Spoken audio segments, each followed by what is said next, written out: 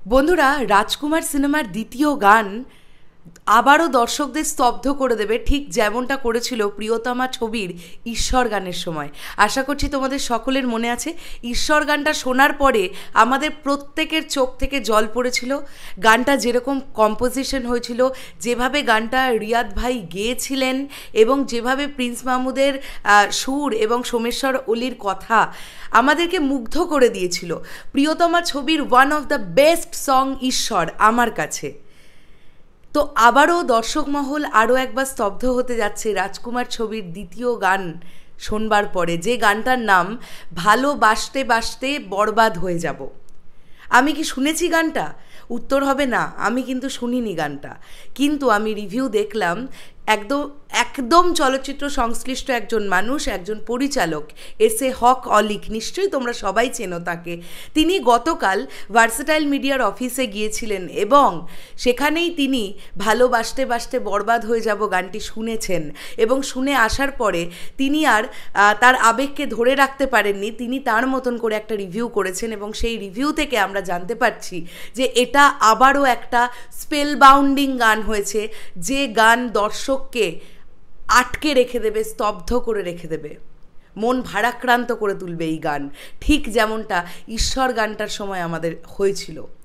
এবং এই গানটাও নাকি লিখেছেন এবং সুর করেছেন প্রিন্স মাহমুদ, এবং নতুন কোনো একটি ছেলেকে দিয়ে এই গানটি গাওয়ানো হয়েছে এস এ হক অলিক ভাইয়ার তরফ থেকে, এমনটাই জানা গেল।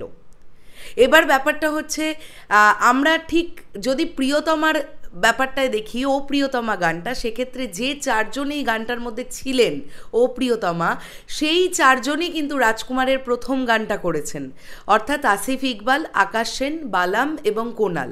নিশ্চয়ই তোমরা জানবে এটা। এবারে ঈশ্বর গানটা এতটা সাকসেস পাওয়ার পরে রাজকুমার টিম কি তাহলে আবারও রিয়াদ ভাইয়াকে দিয়েই গাওয়ালেন এই গানটা, বা মিউজিক ডিরেক্টর কি রিয়াদ ভাইয়াকে দিয়েই গাওয়ালেন? প্রিন্স মাহমুদের সুর, কথা সোমেশ্বর অলির নয় তো, ঠিক যেমনটা ঈশ্বর গানের বেলায় ছিল? জানি না। কথা সুর দুটোই যদি প্রিন্স মাহমুদ ভাইয়ের হয়, সেটাও একটা দারুণ ব্যাপার আমাদের কাছে। বন্ধুরা, তোমরা শোনো, এই গানটার হুক পয়েন্ট এটা, ভালোবাসতে বাসতে বরবাদ হয়ে যাব।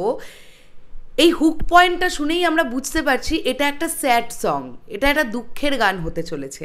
ভালোবাসতে বাসতে বরবাদ হয়ে যাব মানে এখানে সাকিব ভাইয়ার ক্যারেক্টারটা হয়তো কোর্টনি কফিকে প্রচণ্ড ভালোবাসে, একটা এক্সটেন্ড লেভেল পর্যন্ত গিয়ে ভালোবাসে। এবার কিছু একটা ঘটেছে যার জন্যে সে সেই মনের সেই দুঃখটাকে বের করছে এই গানের মাধ্যমে, যে ভালোবাসতে বাসতে বরবাদ হয়ে যাব। একটা মানুষ বরবাদ কখন হয়ে যায়? এক্সটেন্ড লেভেলে গিয়ে বরবাদ হয়ে যায়। এবং এস এ হক অলিক ভাইয়া যেটা বলছেন, যে যারা ভালোবাসেন, যারা প্রেম করেন, যারা করছেন বা যারা করবেন ভাবছেন, প্রত্যেকের এই গানটা অত্যন্ত ভালো লাগবে। এটা নাকি প্রত্যেকের ভালো লাগার একটা গান হয়েছে। তো আমি এই গানটা নিয়ে প্রচণ্ড এক্সাইটেড থাকলাম। মানে ঈশ্বর গানটা এত ভালো একটা গান ছিল প্রিয়তমা ছবির, তারপরে যদি আমরা ঈশ্বরের মতন আরও একটা গান পাই না রাজকুমার ছবিতে, আমি তো আশা রাখবো যে ঈশ্বর গানের থেকেও বেটার আমরা কিছু পাবো।